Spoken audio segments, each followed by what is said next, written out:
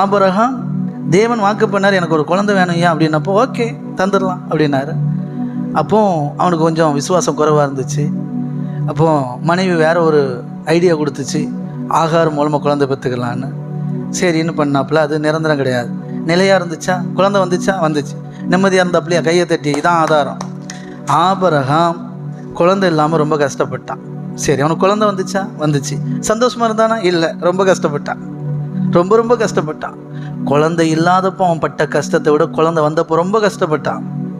ஏன்னா அது தேவன் பேரில் வைத்த விசுவாசத்தில் வரல. கையை தட்டி, தேவன் பேரில் வச்ச விசுவாசத்தில் வரல. அவனுடைய சுயமுயற்சி, அவன் மனைவியுடைய சுயமுயற்சியில் வந்துச்சு. அது சிற்றின்பம், பேரின்பம் கிடையாது. அதனால் அது அவனுக்கு ரொம்ப சந்தோஷப்படுத்தலை.